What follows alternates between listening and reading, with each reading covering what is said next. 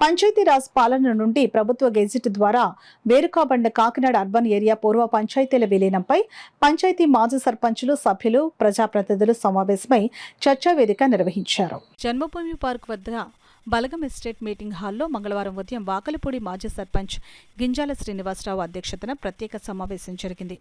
ముఖ్య అతిథిగా పౌర సంక్షేమ సంఘం కన్వీనర్, సామాజికవేత్త దూసర్లపూడి రమణరాజు పాల్గొన్నారు. తోరంగి, ఇంద్రపాలెం, చీడిగ, రమణిపేట, వలసపాకల, వాకలపూడి, స్వామినగర్, టీచర్స్ కాలనీ నుండి హాజరయ్యారు. 13 ఏళ్లుగా పంచాయతీ ఎన్నికలు లేకుండా కార్పొరేషన్లో విలీనం పూర్తి కాకుండా నడిసంద్రంలో నావలాగా అర్బన్ ఏరియాలు పౌర సౌకర్యాలు మృగ్యమయ్యి 15వ ఆర్థిక సంఘం నిధులు కోల్పోయి 73, 74 రాజ్యాంగ సవరణ ఫలితాలు లేకుండా అన్ని విధాలుగా నానావస్థలు చెందుతున్న దుస్థితి పట్ల ప్రజల్లో తీవ్ర అసంతృప్తి ఉందని అన్నారు. సిటీ రూరల్ ఎమ్మెల్యేలు జిల్లా కలెక్టర్ను కలిసి విలీనం విషయంలో సాంకేతిక అడ్డంకుల గురించి చర్చించాలని, ప్రభుత్వ చర్యలను కోరాలని నిర్ణయించారు.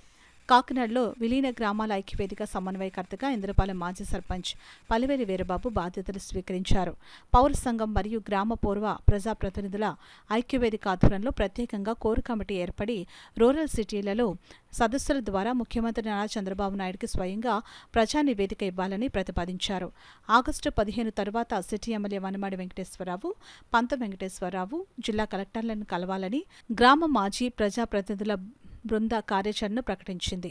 సమావేశంలో అడ్డూరి ఫనీష్, బలగం ప్రసన్నకుమార్, పితాని అప్పన్న, సలాది శ్రీనివాస్ బాబు, మండా సింహాద్రిరావు, కముచు నెహ్రూ, పాలిక మాధవి, మేడ్సెట్ రామ్మోహన్, జోగా అప్పారావు, సిహెచ్ ఉదయ భాస్కర్, హెచ్ బుజ్జి, డివివి సురేష్, కె వీరబాబు, సతీష్ తదితరులు పాల్గొన్నారు. తోరంగి, ఇంద్రపాలెం, చీడిగ, రమణయ్యపేట, వాకలపూడి, వలసపాకల విలీనమయ్యి పక్కకు వెళ్ళిపోయినటువంటి స్వామినగరు, టీచర్స్ కాలనీ వీటికి సంబంధించి డీలిమిటేషన్ జరగడం,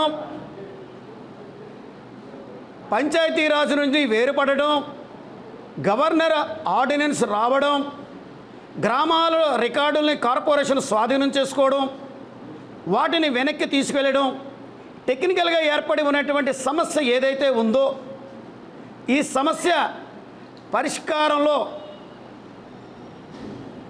ఈ గ్రామాల కార్పొరేషన్లో విలీనం కావడానికి అవకాశం ఉంటే చెయ్యండి, లేదంటే పంచాయతీలు గారు ఎన్నికలు నిర్వహించాలి అనేటువంటి ఒక డిమాండ్ తోటి పెద్దలందరూ కూడా ఈ రోజున చర్చాగోష్ఠిలో సుదీర్ఘంగా ప్రతి అంశాన్ని కూడా క్షుణ్ణంగా చర్చించడం జరిగింది.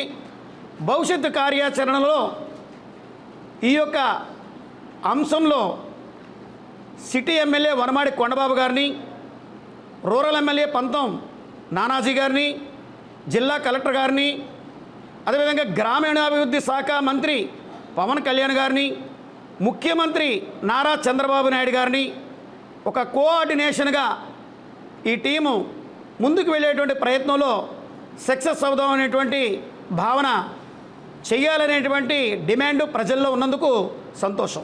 13 సంవత్సరాల నుంచి కూడా ఈ గ్రామాలకు ఎటువంటి ప్రజాప్రతినిధులకు సంబంధించిన ఎన్నికలు జరగకపోవడం చాలా బాధాకరమైన విషయం.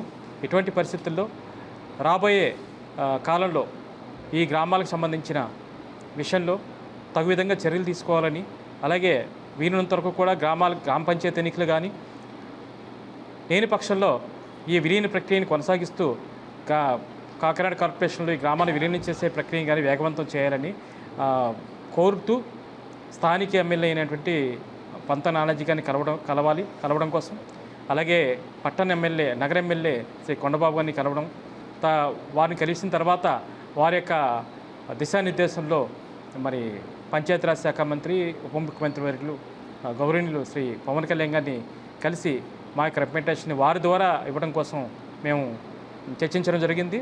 ఆ తదుపరి ఈ కార్యక్రమం పూర్తి చేసిన తర్వాత గౌరవ ముఖ్యమంత్రి శ్రీ నారా చంద్రబాబు నాయుడు గారిని కూడా ఈ ఐక్యవేదిక ప్రతినిధులందరూ కూడా కలిసి వారిని రిప్రజెంటేషన్ చేయడం జరుగుతుందని మేము నిర్ణయం తీసుకోవడం జరిగింది.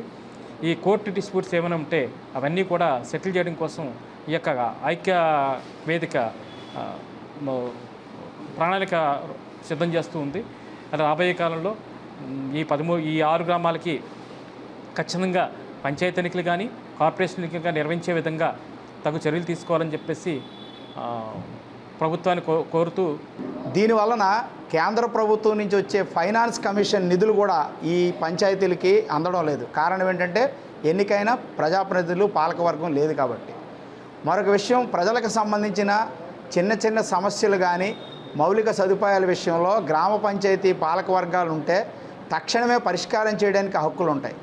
ప్రత్యేక అధికారుల పాలనలో స్టాట్యుటరీ మీటింగ్స్ తప్ప రోజువారీ సమస్యల పరిష్కారానికి ప్రజలకి ఒక కేర్ ఆఫ్ అడ్రస్ దొరకడం లేదు. అదేవిధంగా కాకినాడ స్మార్ట్ సిటీగా అభివృద్ధి చెందుతూ నిధులు వస్తున్నాయి కాబట్టి కాకినాడ స్మార్ట్ సిటీగా ఇంకా మరింత సేవలు అందాలన్నట్లయితే గ్రామాలు విలీనం జరగడం వల్ల గ్రామీణ ప్రజలకి సౌకర్యాలు అందడము, కాకినాడ నగరానికి పెద్ద మొత్తంలో నిధులు రావడానికి ఉభయ కుశలోపరిగా ఈ అవకాశం ఉంటుందని ఈరోజు బలగం ప్రసన్న కుమార్ గారు, తోరంగి మాజీ సర్పంచ్ గారి ఆధ్వర్యంలో వాకలపూడి మాజీ సర్పంచ్ పెద్దలు గౌరవనీయులు గంజాల శ్రీనివాస్ గారి అధ్యక్షతన ఇంకా అనేక మంది మాజీ ప్రజాప్రతినిధులందరూ కూడా సమావేశమై కాకినాడ నగరంలో రూరల్ గ్రామాల విలీన ఐక్య వేదికని ఏర్పాటు చేసుకుని గ్రామ పంచాయతీలకి 73వ రాజ్యాంగ సవరణ, నగరపాలక సంస్థలకి 74వ రాజ్యాంగ సవరణ విరామం లేకుండా ఎన్నికలు నిర్వహించాలని చెబుతున్నాయి. కానీ కాకినాడలోనూ పరిసర ప్రాంతంలోనూ ఈ రాజ్యాంగ సవరణ ఉల్లంఘించబడుతుంది. అలా కాకుండా రాజ్యాంగబద్ధంగా పాలన సాగడం కోసం ప్రజాప్రతినిధులను అధికారులకి విన్నపాలు తెలియజేసి ప్రజలందరూ భాగస్వామ్యంతో ఈ ప్రాంతాలు అభివృద్ధి చేసుకోవడానికి సముచిత నిర్ణయం తీసుకోవడానికి ఒక కార్యాచరణ ప్రణాళిక రూపొందించుకోవడం జరిగింది.